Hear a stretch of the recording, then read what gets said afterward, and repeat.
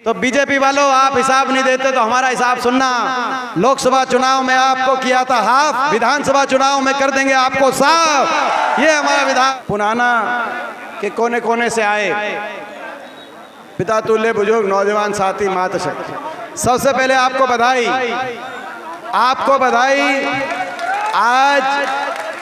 आज ये आपने इतिहास रचने का काम किया, क्योंकि ये तो सारा दिन का प्रोग्राम हो गया। सुबह का प्रोग्राम था, लेकिन सुबह बारिश हो गई तो थोड़ा लेट हुआ। तो हम ये सोचते थे, आफ्ताब जी और हम जब चल रहे थे, कि पता नहीं कितने लोग मिलेंगे नहीं मिलेंगे, लेकिन इतिहास आपने रचा। इतनी बड़ी संख्या और इतनी बड़े जोश के साथ आप यहाँ पे कांग्रेस पार्टी के लिए पहुंचे हैं, आपको बधाई। और ये जैसे कहा भी आफ्ताब जी ने, हमारा अभियान चल रहा है हरियाणा मांगे हिसाब। बीजेपी के 10 साल के कुशासन का हम हिसाब मांग रहे हैं, और इस हरियाणा मांगे हिसाब, ये जो पदयात्रा चल रही है, ये आज 60 हल्के करके आज ये 61 हल्का पुनाना हल्का मैं आपके बीच में पहुंचा हूं। पहुंचना तो 90 के 90 हल्के करने का प्रोग्राम था, लेकिन बीच में बीजेपी को बड़ी जल्दी हो गई। बीजेपी ने इलेक्शन जल्दी करा दिए कि नहीं करा दिए? इलेक्शन जल्दी करा दिए, और फिर इलेक्शन जल्दी करा के उनको पता चला कि जल्दी कराने से आपकी समस्या का हल नहीं होगा। फिर इलेक्शन कमीशन में चिट्ठी लिख दी कि इसको देर में कराओ। यही हुआ कि नहीं हुआ? पहले जल्दी करा रहे हैं, फिर पता चला फिर भी सुकून नहीं आया, फिर कह रहा अब देर में करा लो। बीजेपी वालों, आप कभी भी इलेक्शन करा लो, हरियाणा तैयार बैठा है, आपकी समस्या का हल नहीं होगा। तो आज आपके बीच में पहुंचे हरियाणा मांगे हिसाब। 10 साल बीजेपी ने हरियाणा का भट्टा बिठा दिया कि नहीं बिठा दिया? उसका हिसाब हरियाणा की जनता को मांगना चाहिए कि नहीं मांगना चाहिए? आज देश में सबसे ज्यादा बेरोजगारी हरियाणा में है, उसका हिसाब मांगना चाहिए कि नहीं मांगना चाहिए? देश में सबसे ज्यादा महंगाई हरियाणा में है, हिसाब मांगना चाहिए कि नहीं मांगना चाहिए? देश में सबसे ज्यादा नशा आज हरियाणा में, पंजाब से भी ज्यादा नशा। देश में सबसे ज्यादा अपराध, सबसे ज्यादा क्राइम आज हरियाणा में। देश में सबसे ज्यादा भ्रष्टाचार आज हरियाणा में। हरियाणा की जनता को उलझा दिया पोर्टलों में, आईडियों में, फैमिली आईडी, प्रॉपर्टी आईडी, पहचान पत्र पोर्टल, उलझा दिया कि नहीं उलझा दिया हरियाणा की जनता को? और हरियाणा के नौजवान को उलझा दिया सीटी में, कच्ची भर्ती में, कौशल निगम की भर्ती में, अग्निवीर की भर्ती में। और जब हम हिसाब मांगते हैं तो कहते हैं हिसाब नहीं देंगे। हरियाणा के हर वर्ग को आज इस सरकार ने सड़क पे ला दिया। इन 10 साल की सरकार में 1 साल तक किसान आंदोलन चला, 750 किसानों की जान चली गई। हिसाब मांगना चाहिए कि नहीं मांगना चाहिए? हमारी बेटियों को, खिलाड़ी बेटी, ओलंपिक की विजेता हमारी खिलाड़ी बेटियों को दिल्ली की सड़कों पे वो अपने न्याय मांग रही थी। दिल्ली की सड़कों पे उनको घसीटवाने का काम इस सरकार ने किया। इनसे हिसाब मांगना चाहिए कि नहीं मांगना चाहिए? आज ऐसी व्यवस्था हरियाणा में बन गई, हर वर्ग सड़क पे आया और हर वर्ग को इस सरकार की लाठी मिली। कर्मचारी ओल्ड पेंशन स्कीम के लिए आए तो उनको लाठी मिली, किसान एमएसपी के लिए आए तो उनको लाठी मिली, सरपंच अपने अधिकारों के लिए आए तो उनको लाठी मिली। बेटियां इंसाफ के लिए आई, अपने लिए खिलाड़ी बेटियां जिन्होंने देश का नाम रोशन किया, उन बेटियों को सड़कों पे घसीटने का काम इस सरकार ने किया। और जब हम हिसाब मांग रहे हैं, जब मैंने अपनी पदयात्रा शुरू करी, करनाल से शुरू करी मैंने पदयात्रा, और जब हिसाब मांगने की बात आई तो बीजेपी के बड़े बड़े नेता आए, दिल्ली से आए, इनके बड़े बड़े मंत्री आए, बड़े बड़े नेता आए, मैं नाम किसी का नहीं लेना चाहता, लेकिन आए और कहा कि हुड्डा साहब आप हमसे हिसाब क्या लोगे? ये बीजेपी है, बीजेपी किसी को हिसाब नहीं देती, हम तो आपसे हिसाब मांगेंगे। मैं उनको कहना चाहता हूं जो बीजेपी के बड़े बड़े नेता आके हरियाणा में रैलियां करके कह रहे हैं कि हिसाब नहीं देंगे, कहीं और आपकी बात चल जाती होगी, लेकिन बीजेपी वालों सुनो, ये हरियाणा है प्रधान, ये हरियाणा है प्रधान, हरियाणा की नहीं है। ये हरियाणा वाला सीधा आदमी होता है। हरियाणा का आदमी ठगा जाता है, हरियाणा का आदमी ठगा जा सकता है, सीधा है, शरीफ है, लेकिन जो ठग के जाता है, जो ठग के जाता है, उससे हरियाणा का आदमी हिसाब लेना भी जानता है, उसका हिसाब चुकता करना भी जानता है। ये हरियाणा है, तो हिसाब तो हम लेंगे। और रिपोर्ट बीजेपी के पास चली गई कि हरियाणा में लोगों ने मन बना लिया बदलाव का, बीजेपी को सत्ता से बाहर करके कांग्रेस की सरकार बनाने का। जब रिपोर्ट चली गई तो बीजेपी ने सब कुछ बदलना शुरू कर दिया। बीजेपी ने सबसे पहले अपने उप मुख्यमंत्री को बदला कि नहीं बदला? उप मुख्यमंत्री वो भी आजकल घूम रहे हैं, कहीं घूम रहे हैं, मैं उनके बारे में क्या कहूं। पहले समझाया था तब समझे नहीं, वो भी घूम रहे हैं इधर उधर। पहले उप मुख्यमंत्री को बदला, फिर अपने प्रदेश अध्यक्ष को बदला, पूरी कैबिनेट को बदली, फिर अपने मुख्यमंत्री का चेहरा भी बदल दिया। बदल दिया कि नहीं बदल दिया? सबको बदल दिया।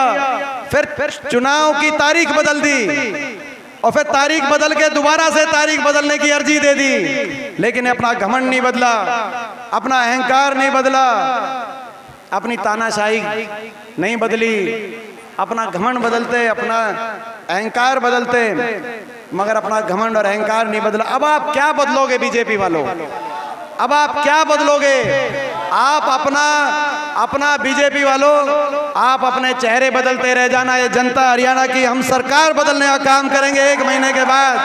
हरियाणा में कांग्रेस पार्टी की हरियाणा के कोने कोने से एक ही आवाज आ रही है, बीजेपी की सरकार जा रही है और हुड्डा साहब के नेतृत्व में कांग्रेस पार्टी की सरकार आ रही है। और अगर आप हिसाब, हमने मांगा था आपसे, आपने हिसाब नहीं दिया, लेकिन मैं हिसाब आपको देना चाहता हूं। बीजेपी वालों, आप हिसाब मत देना, लेकिन हमारा भी हिसाब सुन लो आज।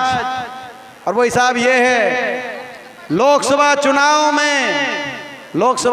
में बीजेपी को हरियाणा ने किया था हाफ कर दिया था कि नहीं कर दिया था? कितनी सीट आई बीजेपी की? 5 हार गए। पिछली बार कितनी थी? 10 सीट पे बड़ी मुश्किल से 40 विधायक आए थे। दुष्यंत चौटाला बनवा गया ना, तो पिछली बार लोगों ने तो पिछली बार पलट दिया था।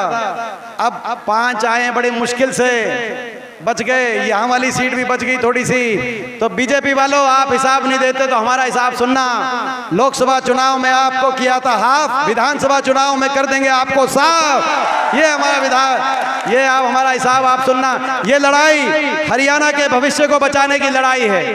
ये लड़ाई हरियाणा के नौजवान के भविष्य को बचाने की लड़ाई है। ये लड़ाई बाबा साहब भीमराव अंबेडकर जी के संविधान को बचाने की लड़ाई है। ये लड़ाई किसान के सम्मान की, गरीब आदमी के मान की, हमारी बेटियों के इंसाफ की ये लड़ाई है। ये लड़ाई हरियाणा को और मेवात को आगे लेके जाने की लड़ाई है। मैं नमन करता हूं मेवात की इस देशभक्त धरती को, मैं नमन करता हूं। जब जब कभी देश पे कभी कोई बात आई, कभी देश के दुश्मन ने देश को कैडी नजर से देखा, तो अगर सबसे पहले कोई खड़े होके आया तो मेवात से मेरा भाई सबसे पहले खड़े होके आया। मैं नमन करता हूं और मुझे गर्व है इस बात पे कि जब 1947 में जब परिस्थितियां बनी तो गांधी जी को घासेड़ा गांव में मेरे स्वर्गीय दादाजी चौधरी रणबीर सिंह जी महात्मा गांधी जी घासेड़ा गांव में लेके आए। मुझे गर्व है कि वो संस्कार मेरी रगों में दौड़ रहे हैं। ये इस देश के संस्कार हैं, ये बाबा साहब के संविधान के संस्कार हैं। और मेवात के साथ भी बड़ी अनदेखी हुई। हरियाणा को विकास की पटरी से तो उतारा ही उतारा, लेकिन मेवात को भी उतारने का काम हुआ। सही कह रहे थे आफ्ताब जी, ये लड़ाई हरियाणा को दोबारा से विकास की रास्ते पे आगे लेके जाने की लड़ाई है। और मेवात को भी, ये लड़ाई मेवात में जो 2013 में हमने रेल मंजूर कराई थी, वो रेल मेवात में लाने की लड़ाई है। लड़ाई मेवात में विश्वविद्यालय लाने की लड़ाई है। ये लड़ाई अपनी सड़क को 4 लेन सड़क अलवर तक बनवाने की लड़ाई है। बाकी सड़कों का क्या हाल है, विकास की अगर देखनी है परिस्थिति तो आप यहाँ पे आओ, सड़कों के हाल देखो क्या बुरे हाल हुए हैं। तो अब हम चलेंगे और ये लड़ाई बड़े बुजुर्गों को कितनी पेंशन मिलेगी 1 महीने के बाद, 1 महीने के बाद बड़े बुजुर्गों को कितनी पेंशन मिलेगी? 6000। और हमारे महंगाई, कमर तोड़ महंगाई की भी कमर तोड़ेंगे और बिजली उपभोक्ता को, जरूरतमंद बिजली उपभोक्ता को 300 यूनिट बिजली का में राहत दिलवाने का काम करेंगे। तो महंगाई को भी हराने की लड़ाई है।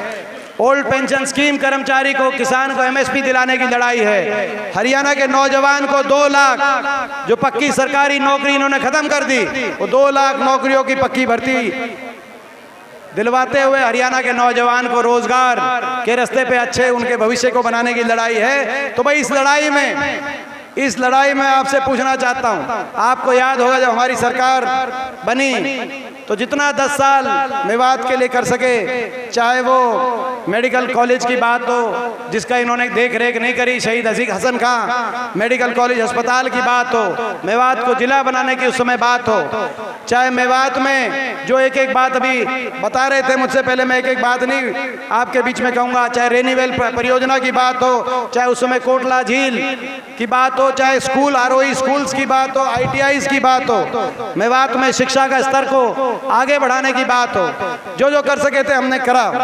10 साल से मेवात विकास की पटरी से उतर गया। अब मैं आप सबसे पूछना चाहता हूं, भाई ये इस संघर्ष में, ये संघर्ष 10 साल से इनसे लड़ रहे हैं, 10 साल से बीजेपी से। 10,000 मीटर की दौड़ थी, 10,000 मीटर की दौड़, आखिरी 100 मीटर बचे हैं, आखिरी 100 मीटर आप आगे हो। लेकिन इस 100 मीटर में भाई आप बड़े समझदारी से चलना पड़ेगा। चलना पड़ेगा कि नहीं चलना पड़ेगा? बड़े समझदारी से। आखिरी ये 10 साल की लड़ाई, एक संघर्ष, हरियाणा में बदलाव, हरियाणा को आगे लेके जाने का संघर्ष। तो भाई आपका साथ, आपका पूरा साथ मिलेगा तो एक बार हाथ उठा करके बताओ कि आपका पूरा साथ हमें मिलेगा। और भाई जिम्मेदारी हुड्डा साहब जब आए थे तो उन्होंने एक बात कही थी कि ये 5 सीटें हैं, कही थी कि नहीं कही थी कि भाई 5 सीटें हैं, ये 3 और आसपास की भी, ये सारी की सारी सीट आपकी जिम्मेदारी है कि भाई यहाँ पे मेवात किसी पीछे ना रहे, पूरे हरियाणा में बदलाव होगा। लेकिन ये भी 5 की 5 सीट आप कांग्रेस पार्टी की झोली में डालने का आप काम करना। भाई ये प्रस्ताव पारित है, एक बार हाथ खड़े करके बताओ। तो अब चलेंगे, बहुत तेजी से चलेंगे। यहाँ पे हमारे स्टेज के पीछे चलने की व्यवस्था बनाई है और गुड़ मंडी तक, जावेद जी बता रहे हैं गुड़ मंडी तक चलेंगे, यहाँ से चलेंगे, मगर हो जोश के साथ, होश, अनुशासन में चलना है। और अनुशासन कैसा? हम आगे चलेंगे, आप पीछे चलना, हमारे से आगे कोई नहीं चलेगा। भाई एक बार दोबारा भाई हमसे आगे कोई मत चलना, क्योंकि मीडिया वाले जो आगे होंगे उनको दिखाएगा नहीं। आपको पता है ये जो मीडिया वाले हैं, ये आ जाते हैं, चाय पकौड़े हमसे खाते हैं और रात को बीजेपी की दिखा देते हैं। कोई बात नहीं, मगर कोई बात नहीं, कम से कम जो है यहाँ जो मीडिया वाले हैं, मैं ये कह सकता हूँ उनमें से बहुत ईमानदार मीडिया वाले हैं, वो सच्चाई भी भेजते हैं, सच्चाई खबरें भेजते हैं। तो भाई हम चलेंगे, हम आगे, सारे लीडर्स आगे, आप सब पीछे। आगे एक मीडिया की वैन होगी, वो आप देख लेना, दूर से दिख जाएगी, उसके आगे कोई मत जाए, सारे लीडर आगे और आप सब पीछे। अब एक बात बताओ भाई, ये 61 हल्के हो गए मेरे, 61 हल्के। अब आपसे पूछना चाहता हूं, मैं हर जगह गया, सब आदमी सब साथ चलते हैं। कौन कौन 1 किलोमीटर चलना है, 1 किलोमीटर, ज्यादा भी नहीं, 1 किलोमीटर, 2 नहीं, 1 किलोमीटर। कौन कौन चलेगा 1 किलोमीटर पूरा आखिर तक? एक बार हाथ पीछे नहीं खड़े हुए, कौन कौन चलेगा पूरा 1 किलोमीटर?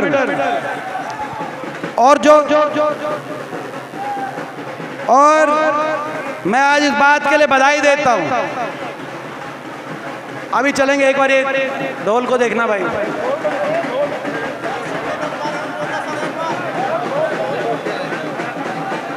एक बार ये ढोल वाले को बोलना इधर से।